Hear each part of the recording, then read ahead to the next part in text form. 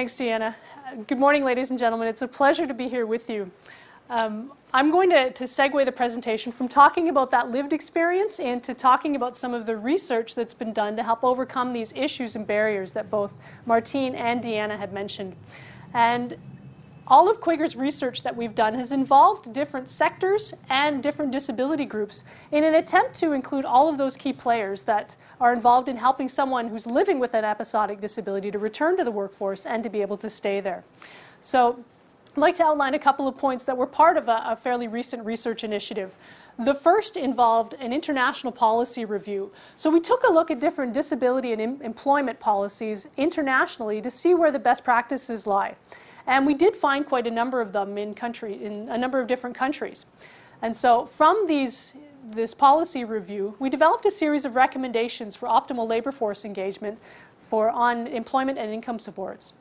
Now, these recommendations also involved, on one particular point, the development of a cost-benefit analysis of what a public policy change would cost for a public income support program to see whether or not it really would be cost-effective to the Canadian public to integrate that type of change. Next, we surveyed human resources professionals about episodic disabilities to find out where their knowledge base was and where there may be gaps in terms of their understanding about episodic disabilities in employment. And lastly, we brought key players, including human resources professionals, employers, various disability groups, insurers, and researchers, all together at a national consultation to talk about what the next step should be after we had undertaken all this work. And this research that was done revealed a few different things. The first was a need for coordination among all the relevant public and private sector stakeholders. We've seen examples of this in the Netherlands, Germany, and Sweden, how they've been able to come together at the table and really develop policies and programs that fit together well. Oftentimes, in Canada, we're still working in silos, especially in our income programs. And there's a need for, and given that some people do access multiple programs, that sometimes there are repercussions that come from accessing these multiple programs. And so having coordinated programs that allow someone to access multiple programs if needed and then to make a smooth transition in and out of the workplace when needed is really an important support for someone with an episodic disability. Now, in addition to this, there's a need for partial disability income supports that are integrated with someone's employment earnings so that if someone is working part-time, that they still have stable income security. And this really is a critical need for someone living with an episodic disability, because if they're uncertain of whether or not they'll be able to sustain themselves in a full-time capacity, then going back to work might be a very intimidating experience. And for some, knowing that they have a part-time option where they can still pay their bills and meet their basic needs will help them come back. And of course, for those that have private insurance plans, this does represent a significant cost savings to the insurer. Having someone in the workplace part-time is going to cost less than having them outside of the workplace completely. Our next point under these lessons learned is that there is a need for more participation options for people living with episodic disabilities. Now, these may not come in the form necessarily of new positions, but rather looking at the way that we have our jobs structured in new ways, including opportunities to work from home or from remote locations, as well as opportunities for flexible employment hours as someone's needs may require. In addition to what Martine had mentioned, she talked about the need about the movement of someone living with an episodic disability in and out of the workplace. And that idea of being able to have opportunities to allow someone to come in and out as their needs express themselves is one of the most important elements when we talk about episodic disabilities in employment. And so we coined a term to really illustrate this idea, and it's the term flexicurity. This idea connotes the need for that flexibility to move in and out of the workplace as one's health needs require, but also to have that stability that comes through, or that security that comes through stable income support. Now, next, human resources professionals, through that survey that we conducted, are in need of additional training on episodic disabilities in employment. And this training, I'll speak to that as well a little bit later, there are opportunities now available to support them through online curriculums that Quigger has developed. And lastly, there's a need for more insurance options to remove disincentives to participate in the labor force to one's potential. With the insurers that we've spoken with, it's an interesting situation that some insurers are looking for employers to come to them and let them know what they're looking for in terms of a program. If programs really aren't meeting the needs of your employees, perhaps there's a window of opportunity there to speak with them and let them know where you need more flexibility or where you need to make some adaptations or changes, and then use that going forward. So I'm going to transition the presentation now into talking about what happens in our own workplaces and get into some of the more practical and concrete suggestions on what you can do to help support your employees living with episodic disabilities. Now, you can imagine for a moment if you're a person living with an episodic disability and you're about to return to work. This is a very anxiety-filled time for many individuals. There's a lot of uncertainties that they may be experiencing, and these uncertainties are primarily around three different areas that I'd like to discuss. The first is, when I go back, will I experience some form of stigma or discrimination? What might my employer think of perhaps the gap that I've had in my employment? Will my coworkers know that I've experienced some kind of illness, and what if my health isn't stable? Will they ask questions? Will I be able to still be comfortable with engaging with them to whatever degree I might disclose my illness?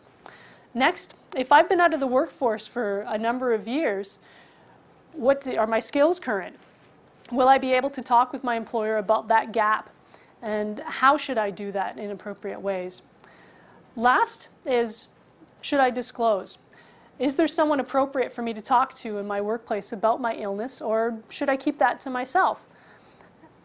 Coming to terms with some of these questions and finding appropriate answers are difficult challenges for many. But knowing this as an employer and as managers can help you to prepare someone and to make them feel more comfortable knowing that they're grappling with these uncertainties with their employment. Now, as managers and leaders in our workplaces, there are some things that you can do to help prepare someone as they're coming back. Now, we recognize that there is responsibility that needs to be placed from the employer's side, but also from the person living with the episodic disability.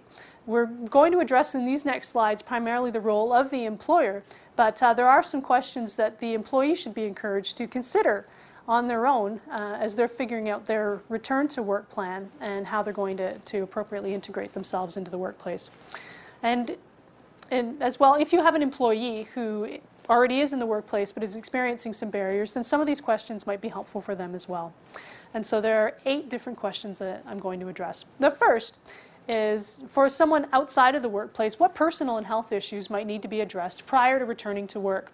Now, this point really hits around some of the social issues that someone may be facing, as well as their health status, whether that be physical or mental. There are oftentimes, there's the issues related to the illness that someone's experiencing, but there can be other social issues that someone may be challenged with, like, is their housing stable, or do they have access to childcare?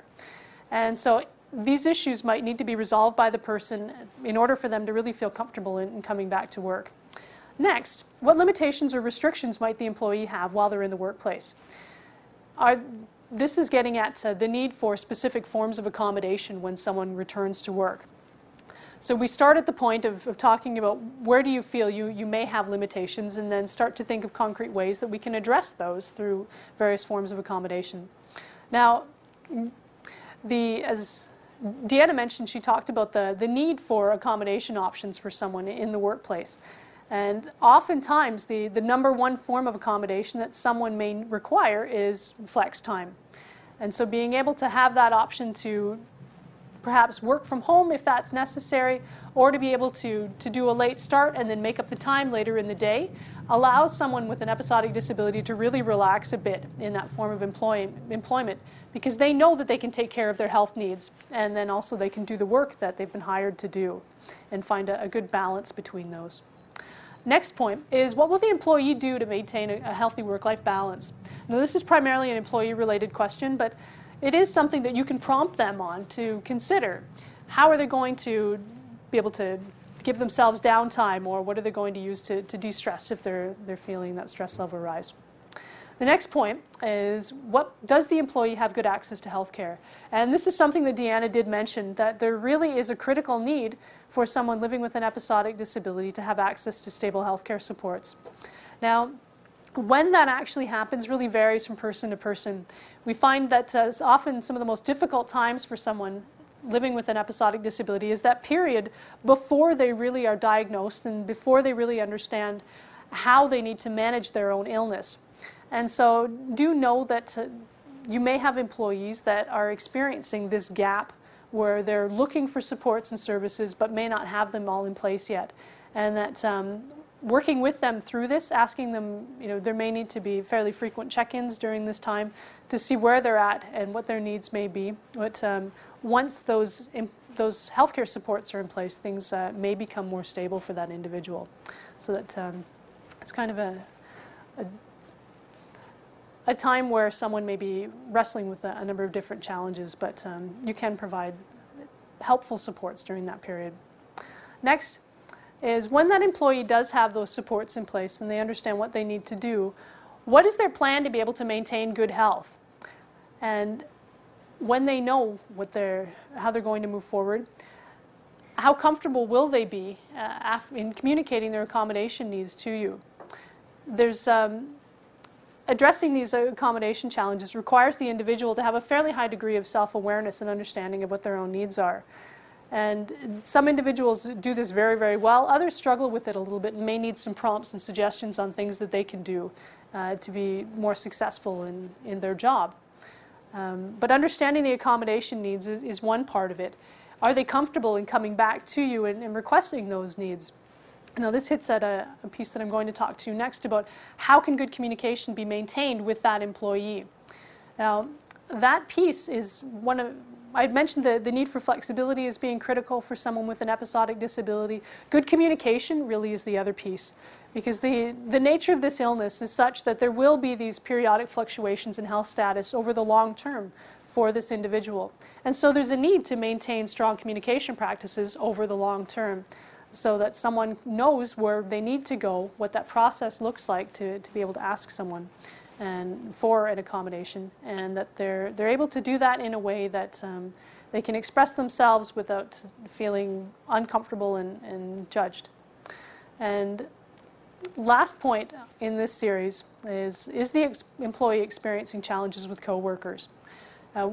We can have wonderful policies and programs in place, but there is still a need to work with coworkers to help them understand episodic disabilities and their impact on the workplace, to create an environment where all coworkers and staff feel that their ideas are welcomed and valued and that they're an active and contributing part of their workplace. And we'll speak to that point a little bit later. Now, with this employee, in addition to those questions, you can also do a couple of things. One, you can show understanding for that person and their need to have good health care and employment supports in place. Now, all employment situations are going to look different because people living with episodic disabilities are all quite different. And their comfort level in communicating and disclosing their status is going to vary. And so you may have a situation where you know that someone's living with something, but you may not have any idea what it is. You also may have an individual who discloses completely, or something in between those two. But one thing that you can do, regardless of whether or not you know someone's health status, is to show understanding. And you can do that by simple questions like, how are you today? How are you feeling? Is there anything that I can do for you? And oftentimes, as Deanna mentioned, the answer to that will be no. But that show of support really goes a long way to help someone feel comfortable and in knowing that you're sincere and genuine in your interest to help them. In addition to that, you can explore ways to open up channels of communication. Now, because we're all very different in our styles of communicating, you can speak with the individual and ask them how they would like this process to happen. Some people prefer something that's very structured and regular and formal. Others prefer something that's informal, like meeting with someone in the hall or perhaps after work on a lunch hour and expressing, just doing a brief check-in about how things are going in a more relaxed setting. Third point with supporting employees is to explore a variety of different accommodation options. As I mentioned earlier, some employees are very aware of what their options are and what their rights are in the workplace in terms of accommodation options, but many are not. And so as employers, letting them know what you as an employer can do for them and are willing to do really goes, again, a long way to helping them. Now, this is something that accommodation training is something that can be done right from the time of hire, and it can be done periodically with your employees as you feel that that's needed. So taking that very proactive approach lets all employees know whether or not what your practices are and how you can support them. And this is something that here in Ontario is being encouraged through the new AODA Act. Lastly, as you're doing these accommodation plans, do take that long-term perspective so that you are able to know that these communication plans and these check-ins will be happening on a regular basis over the long term. They may be fairly short, but you and the employee can sit down and figure out when should these happen and what format should they take. Now, let's move on to talking about co-workers. Because co-workers really do play a critical role in helping to establish an organizational culture that's inclusive and inviting. With co-workers, you can talk about, one, what episodic disabilities are and how they impact an individual who's working with them. Chances are in your workplace there is someone living with an episodic disability, whether large or small. This type of training can be very helpful to all employees. Next, discuss with all of your employees what your accommodation practices are and what you have to offer them, and that you're willing to support them if they have a need for an accommodation at some point, that there's not preferential treatment being given to one person because they're living with a particular form of illness, but that you are willing to support all of your employees. Next, encourage the co-workers to find appropriate ways to support their colleagues living with episodic disabilities. Now, oftentimes the co-workers will not know what the episodic disability is that someone may be living with, but shows of support like genuinely and sincerely asking, how are you? It's nice to see you. And avoiding some of the questions that target perhaps, what's wrong? Why were you off last week, perhaps? Using very sincere questions that are very broad in nature. So co-workers can be a very wonderful form of support for someone living with an episodic disability. And asking those types of questions about what can be done and how you can help will help someone to be able to stay in the workplace. We have heard of instances where it has been the managers and the employers have had good, strong policies in place and they've done their role very, very well. But the training with the co-workers hasn't happened quite as effectively as it could have. And individuals have left the workplace because they've struggled with particular co-workers that they may have known. So there may need to be a need for training. In addition to that, working with that individual, working with perhaps co-workers that may be struggling with their colleague living with the episodic disability to help them better understand how they can support them and what you're willing to do. Oftentimes these co-workers want to know that you have a plan in place, that they're not going to be picking up significant increased workload because of the other individual who may be in and out of the workplace. And so if they know that you've got a plan and that you're willing to support them as they deal with the changes with this other individual being off, they're often more willing and accepting of the special accommodations that may be in place for that other employee. So, next slide. So, as an employer, if you do have someone coming to you, it can be helpful to know what other supports are available to that employee. Now, often underutilized are our employee assistance programs. We often think that they're there, but many employees don't know what their employee assistance programs offer. And some are also unaware of even how to access their EAP program. So it can be as simple as passing out a pamphlet or as part of a staff training every few months. Let your employees know that that's there, that it's developed for them, and that they're welcome to use it with no repercussions. Next are peer associations. Now these are a very special type of organization that is driven by individuals living with a particular form of episodic disability or disability in general for others living with that same type of illness. And they can offer a unique type of support because they've lived through that particular type of experience and they really have that experience. and really can empathize with what's happening. And so that's one option. And many of those can be found by looking online and searching the particular type of illness. And so you can suggest that as one option. Next, there are a variety of professional disability associations like the National Network for Mental Health and the Arthritis Society, to just name two. And these organizations provide a variety of different forms of educational and temporal and social supports, depending on the type of organization and their training. Many of their satellite offices are located in communities across the country. And so again, by searching online or by asking through the Employee Assistance Program, you may be able to provide an appropriate referral for someone. So in summary, as you're developing your programs and policies for episodic disabilities in the workplace, do take into account the need for different forms of social supports that someone may face. Like, as I mentioned, the need for stable housing or childcare, perhaps other issues that they may be struggling with as well. And as you're refining some of the policies that you may have, look at the episodic nature of the illness. Does that policy offer enough flexibility for someone who may be moving in and out of the workplace? Next is, from the top down, take a proactive approach to developing a workplace culture that focuses on the full integration of all staff.